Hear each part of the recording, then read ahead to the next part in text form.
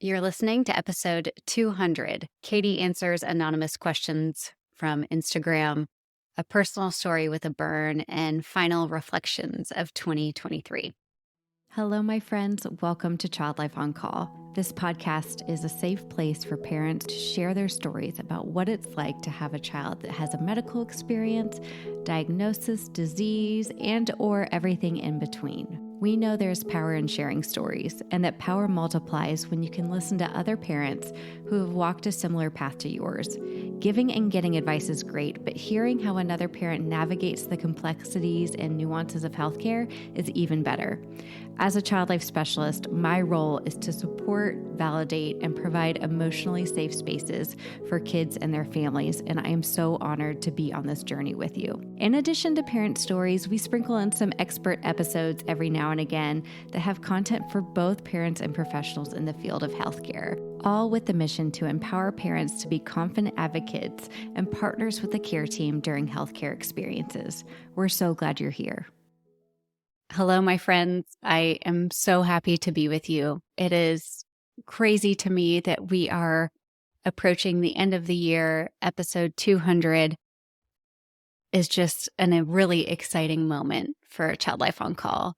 And in just reflection of what we have been through since 2017 together is insane.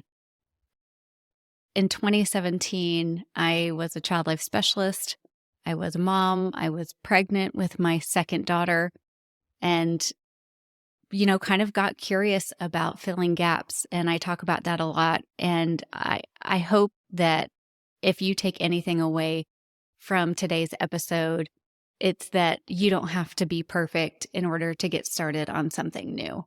I certainly was not. I had no idea what I was doing when I started this podcast. And is this the most wildly successful podcast ranking in the top 10 every week? Not even close, y'all. Not even close. But this is a space where I get to talk directly to you.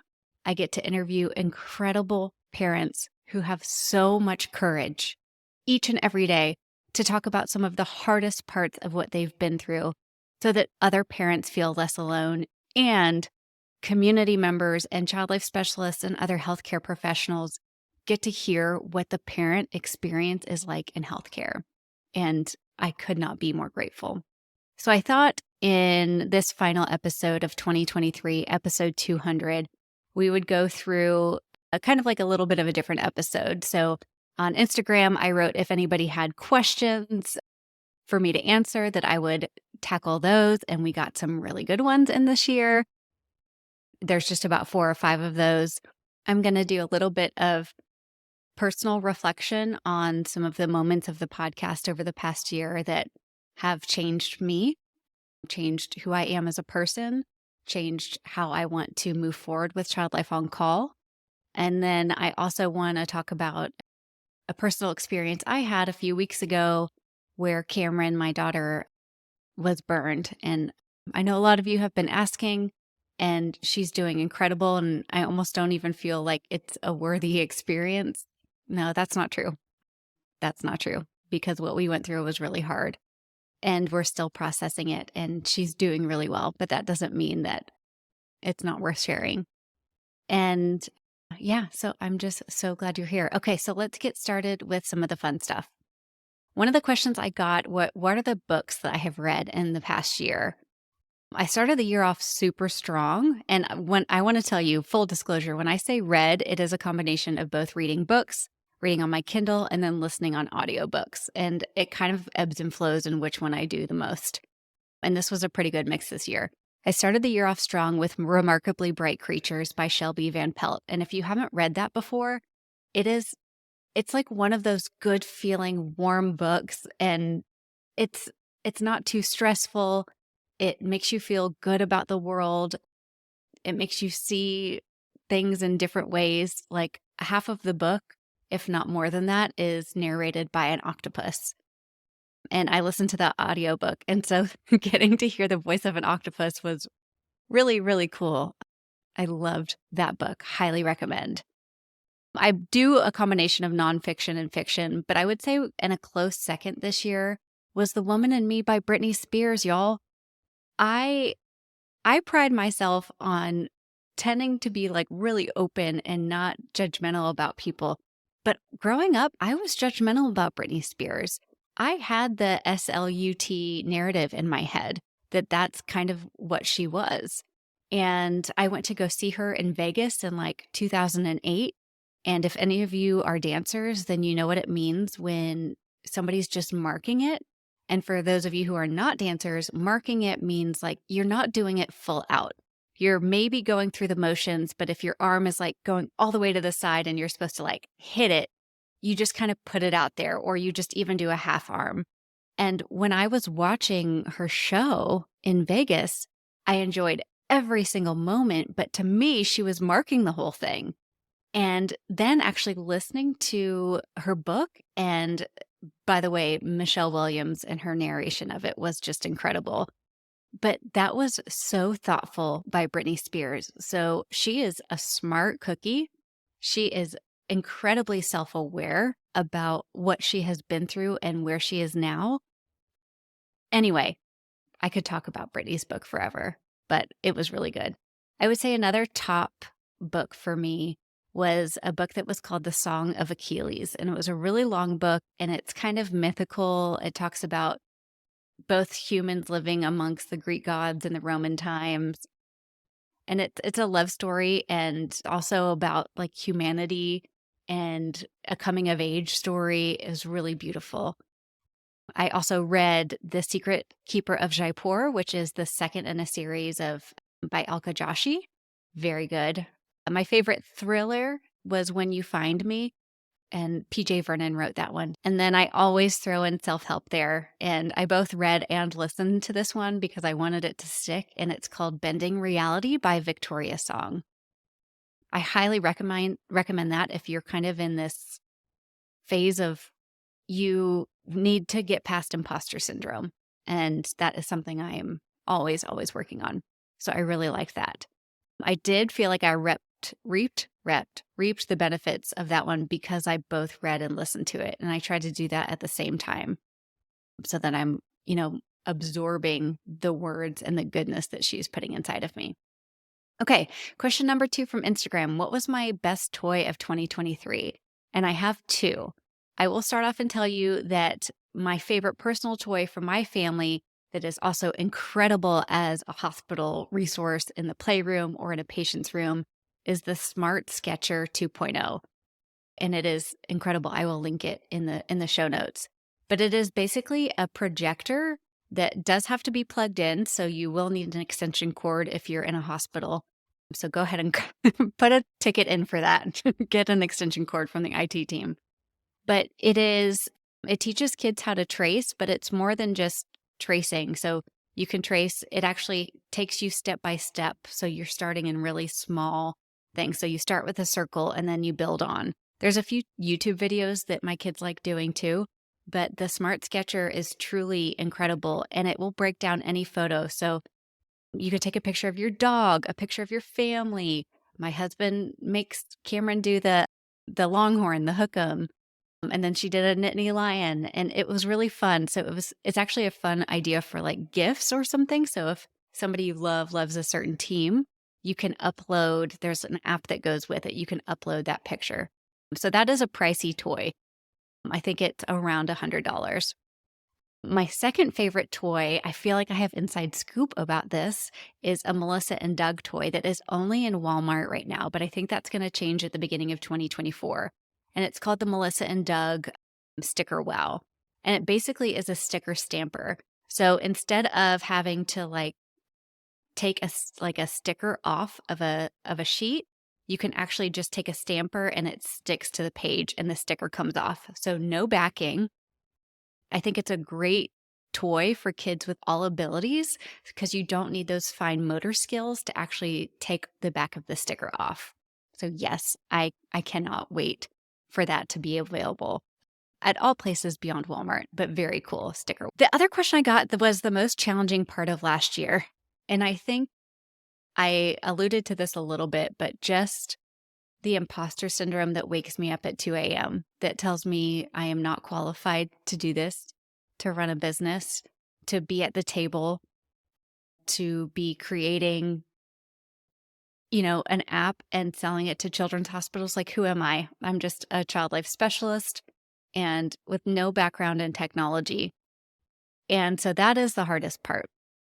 I know those are not helpful thoughts, but they are the reality of what is the hardest thing for me to navigate. Because when those thoughts are not there, I am full steam ahead. I'm showing up at the table. I am learning new things. I am cracking the code on things I thought I never would. I am confident at tables with people I've never met before. And so I think it's just challenging to balance those for me personally. But I will say Victoria Song's book did help, and continually for me going back to self-help books or whatever you want to call it, listening to podcasts,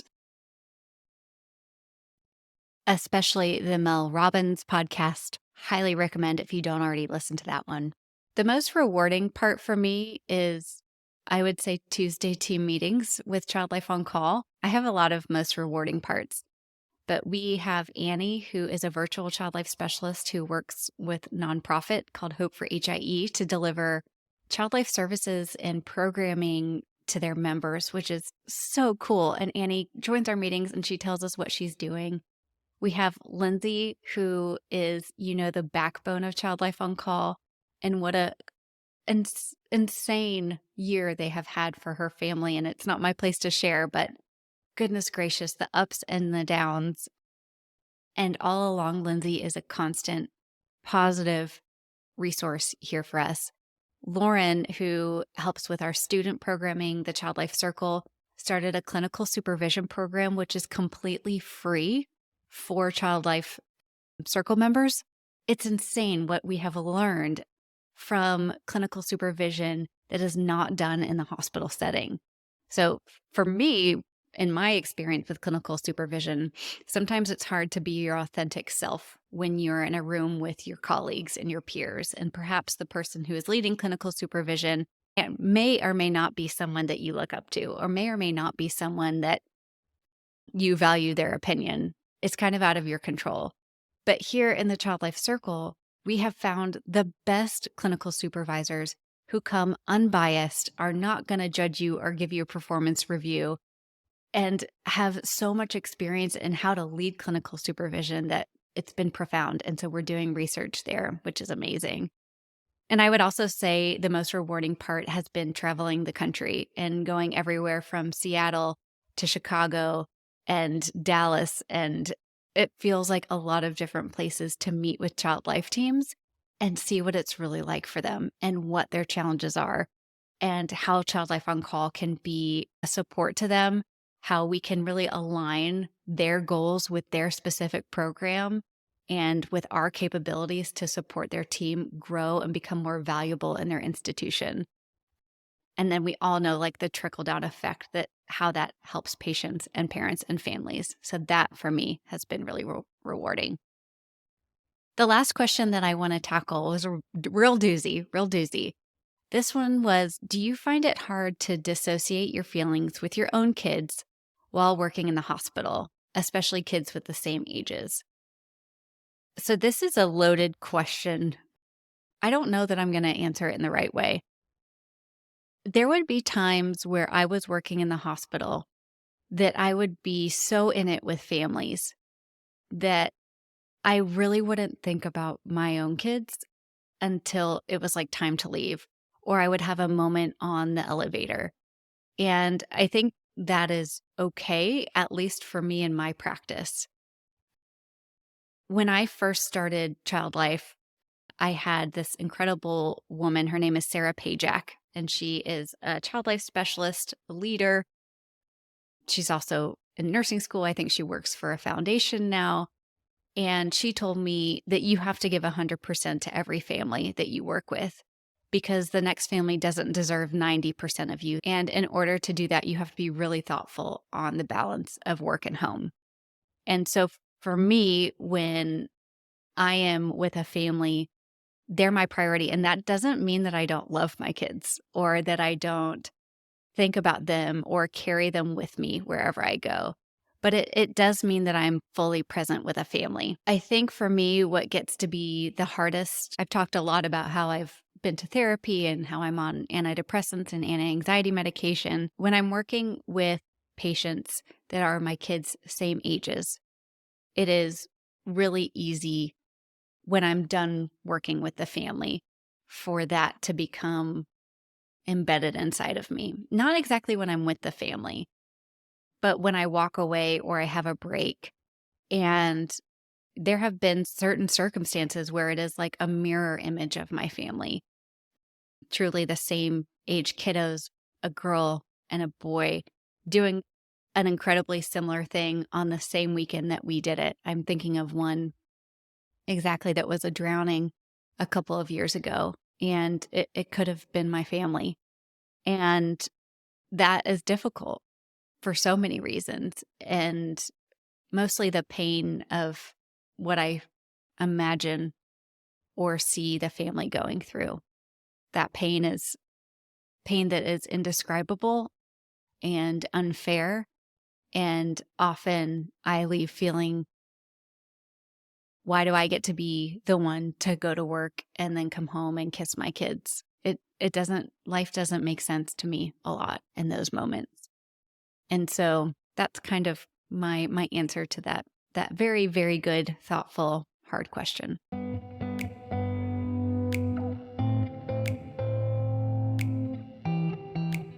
In reflection of 2023 and the parents and the experts and the child life specialists that we have had on this podcast, 3 themes have stood out to us. One is advocacy. It's a theme that we hear all over the place throughout the podcast.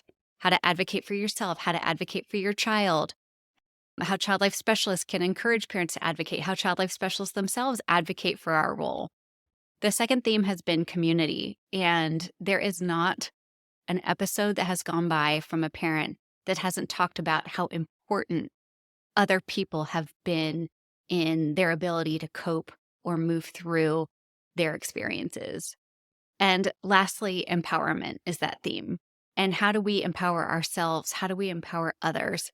And so because of those, I'm going to pull out just a few quotes from the past year that have really stood out to us in terms of that advocacy, empowerment. And so I'm just going to pull a few of the quotes from the past year that have to do with advocacy, empowerment, and community that have really stood out to us.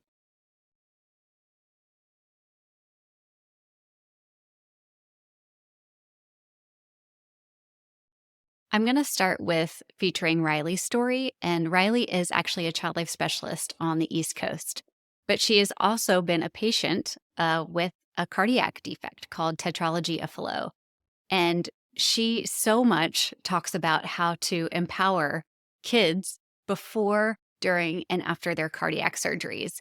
And I think what's incredible is that she herself has been through it before. So here's just a little tidbit from. I think the best parts of my job is when I get to tell someone, oh, yeah, I have tetralogy too. Or, oh, yeah, I have an open heart scar too. And the look on their faces is just like, what? Like the parents just look so like they're in shock, but they're happy in shock because they're like, you're a whole adult person. And I've never met anyone that has this or that also has had open heart. And you're standing in front of me. And that just shows me that we can get there too. Yeah. But when the kids hear it or see it, I love when they're like, oh, yeah, that's cool. Me too. And they show me their scar. Or if it's like an older friend, I can just kind of see like a look of confidence, or maybe just like the little smile on their face shows me that maybe they don't feel as isolated as they did before. And when it comes to being empowered, we'll share a little bit from Ryan's story. So I could be the best caregiver to my sons, but being the nurturer isn't something that we are naturally instilled with. And so now having to be this caregiver and parent, and there's a very hard difference between being a parent and being a caregiver, to then running the house, to being okay with not being in those big meetings and lunches and presentations and things like that, to going to the library, going to the park where you're the only dad around. And from Jennifer's story, a son with necrotizing enterocolitis in the NICU. I wouldn't say it's not the right you like, no one should feel ashamed for having a baby in the NICU, but it's pretty much unavoidable, I think, for Right. most parents. Like, it's just natural for us to feel like we did something wrong, and so I would often, like, write about things that I knew no one would wanna hear me say, and so Yeah. I would write things down that I heard other people in the NICU, like, say and questions I did. I definitely, like, wrote a lot. But I think, what allowed me to kind of process and get through is focusing on what I could do in that Okay. moment, which oftentimes was very little. Like, I've often felt like I could do nothing, like I Yeah. was powerless. And so I would just try to find the things that I could do and hold on to those, whether it was read to Micah, like sitting at his bedside and just reading to him, singing to Yeah. him, pumping milk. And from Jan's story, a daughter with PVOD. First of all, PVOD is so rare. I just think maybe having more awareness of the disease.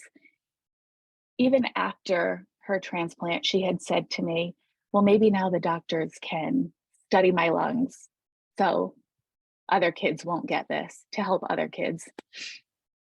She makes me cry so much with some of the Wow. stuff she says. Yeah. She's so wise. But also because I feel like this is partly healing for me too, being able to tell our story, what we've been through. I know, like, on my Instagram, I'll make, like, little videos, a lot of just some of the hospital stuff that we've been through. Maybe another mom is feeling the same way and just needs some inspiration or so she doesn't feel alone. It is very isolating, and no matter how close your girlfriends are or your family, they don't get it. Mm. They're not the ones going through it. I just feel like it's really helpful to have someone who can remotely get what you're going through and understand. I feel like there are a million different quotes that I could use from the past year on this podcast to reflect advocacy, empowerment, and community. And I would be remiss if I didn't share my own experience that has been really hard for us in the past couple of weeks. And I'm also really lucky that I get to say, like, Cameron is going to make a full recovery. But gosh, it's been 16 days. 16 days ago, I was just getting home from visiting an amazing pediatric rehab hospital in St. Louis. Rankin Jordan, shout out. Y'all are amazing. And just like high on life and literally feeling that crushing the mom thing, but also crushing what I love to do. And that's Child Life on Call. So when I got home late at night, I kissed the kids. And the next morning, I set my alarm to wake up before the kids did. I go through these ebbs and flows of some years. I swear I wake up every morning at 5 and I work out and it's incredible. But the past 6 to 9 months, I have been like sleeping in, and my kids have been the ones to come wake me up, or my husband at 6:45, and then we're like in go mode.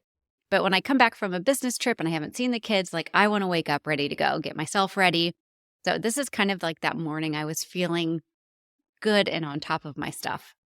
So I get the kiddos, so happy to see them. And it had been a couple days and getting their snacks and lunch and all that good stuff. But the mornings are chaos, regardless of what you have going on. Like, if you're a parent, the mornings are just hard and you can plan as much as you want and know exactly what you need to do, and it's still difficult. So what happened was I was getting the kids breakfast, which rarely they eat. And my son actually asked for oatmeal. And I was like, yes, what a healthy choice. I brought, I got these like protein packet oatmeal. So he would have a little extra protein. And I'm like getting this or that for my daughter. So I put the oatmeal in the microwave, and we have one of those microwaves that's higher up. And I went to go get the microwave to get the bowl of oatmeal out of the microwave when it was done. And I don't know what happened. I don't know if I put it in for longer than normal or if the microwave malfunctioned, but the oatmeal, as soon as I touched it, I could see it boiling. And my bare hand touching the bowl, my initial gut reaction was just to drop it. And my daughter happened to be standing there. So the bowl of boiling oatmeal drops and splatters all over the right side of her face, her belly, and down her leg. And I'm literally in shock. She screams as loud as possible. My son starts crying and having a difficult time, as anyone would. And my first gut reaction is just to like grab a paper towel and like wipe the oatmeal off of her face. And as I'm wiping it off of her face, her skin is peeling off alongside of it. And then I realize it's on her clothes. So I'm like taking her clothes off. And so she's in the kitchen. It's cold. I'm wiping it off and I call my very good friend who is an ER nurse. And she's my call. She's my call. And I said, oh my gosh, can you please come over? I need you. I need you. I need you to come over. So she drops everything. She comes over. And in the meantime, I text my other friend who's an ER doctor. And I say, Cameron has boiling oatmeal on her face. Send me a picture. Or she says, okay, send me a picture. So I send her a picture and the ER doctor friend, she immediately calls me and she's like, okay, I want you to take a deep breath. And then I want you to put Cameron in the car and take her to the Dell ER because they have wound care. Don't come to where I work. Go to Dell. They have the burn unit. And I hang up. And by that time, Kami is over, my friend, and she sees like a shivering child on my counter and immediately puts a blanket around her. And then I'm trying to console Wesley and I'm thinking, oh my gosh, what is going on? So I grab Cameron's comfort item and an extra pair of clothes for her. She has a blanket around her and get her in the car. And then my neighbor takes my son to school. And the whole drive, I mean, immediately as my daughter gets in the car, she has this response and she just immediately falls asleep. And it's 7:15 in the morning. It's a raining morning. And I'm in the car and I could throw up in my lap. I could just throw up. And in my head, I'm thinking, she's burned. Like she's just going to be an adult, a human with a burn. But she can run and she can walk. And now I want to throw up again. And just all of those feelings. It takes an hour and 15 minutes to get from where I live to get to our hospital here in North Austin, Central Austin. So we get there. Thank God. I used to work there. I have beautiful friendships with some of the child life specialists who still work there. And they showed up so much so that they said, if you can't find parking, pull into the Circle Drive. We'll take your car. We'll go park. So I get my daughter out of the car. We're holding on to each other so tight. I really can't control my crying. I would love to tell you that I was like on top of it and fine, but I could not stop crying, which I know was scaring her, but was just, I couldn't control it. I was so sad and scared for her pain. So we got there, and I'm probably telling this story really slow. Sorry for that. But we got there and triage was incredible. Dell Children's took amazing care of us in the ER. They were so sweet. They helped Cameron identify her pain on the pain scale. We got into a room. We're seen by the resident or fellow, I can't remember which really quickly. And they got plastics on our case pretty soon after because it was on her face. And had a wonderful nurse who took incredible care of us. And the whole time, my sweet girl was just, words can't describe that kind of trust she had in me to make sure she was going to be okay. because she was really calm throughout the whole thing. And all I can really do is be so thankful for our bond and our relationship that even in the scariest day, the scariest time, she was calm. And I think it's because I was there with her and she trusted me. And I haven't really processed that yet. It's just kind of now coming to me when I think about how resilient she was throughout the process. But a lot of that has to do with her trust in me, which is the most profound, beautiful part of life than I could ever express. So we had to do some initial exams. She ended up getting some medicine intranasally to help her pain. And girlfriend colored the whole time. I mean, she wanted every craft they had in that ER. She wanted to color, and even after the medication had started to work, she wanted to find her way to get her crayon. She knew when a marker had fallen on the ground. And yeah, that was our experience. So very lucky for having that, world-class care and eyes on her from the beginning. And we were given instructions to put bacitracin on it and to put Aquaphor on it. And I thought, there is no way that she will heal, with just these two things. But lo and behold, the next couple of days, she continued to do better and it continued to get better. Of course, burns look way worse before they get better. They look really scary. And she had a hard time, seeing herself in the mirror. And I was in a lot of guilt mode for a long time. And she's been processing how it happened. And to be honest with you, I haven't done any child life interventions with her beyond reading a book because I haven't brought myself fully there yet to work through it. It's just a few weeks out still, 16 days. So slowly but surely it has healed because bodies are amazing and she's doing incredible. And my son has had people love on him and catch up and support him. And what has helped me the most since our accident is when other parents, my friends, look at me and say, this is what happened to us. This is the burn that happened to us. This happened to me when I was a kid. Those are single-handedly helping pull me out of the guilt and devastation that I feel for being the reason that she has this injury. So it even further explains the impact that sharing stories in community has. And I did want to share with you our personal story. And so that if somebody else has a burn or you mess up as a parent or you cause harm or there's these accidents, these freak accidents that just happen, they happen to all of us and none of us get away scot-free here in this life.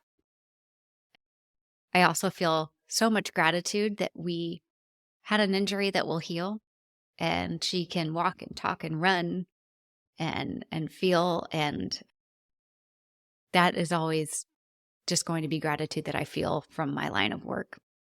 So what a way to end 2023.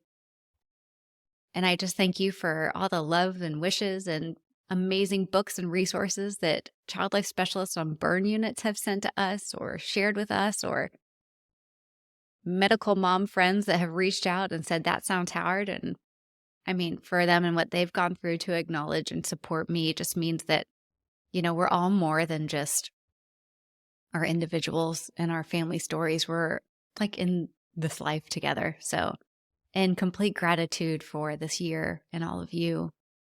Happy holidays. Thank you for loving on Child Life on Call and being there and being open to the wacky and crazy ideas that Katie Taylor has and welcoming me into your ears and your hospitals and talking about different parts of child life services and supporting parents. This has been an amazing year, and I'm so, so grateful to you. I will see you back in 2024. Thank you all so much for listening to Child Life on Call. If you head to our website, childlifeoncall.com, you're going to find all sorts of stuff there for parents, professionals, healthcare providers, child life specialists, no matter who you are. Actually, when you just go to our homepage, it'll help you direct to exactly where you need to go. On that, you'll find opportunities and PDUs for child life specialists. Parents, we've got a starter kit for you. And clinicians, we even have a clinician course, which teaches you how to be a confident and capable caregiver in pediatrics. We're so grateful that you're here. Please DM us on Instagram. And like I mentioned, when you rate and review this podcast, it helps other families be able to find us. So let's keep doing that. And I will see you again here next week.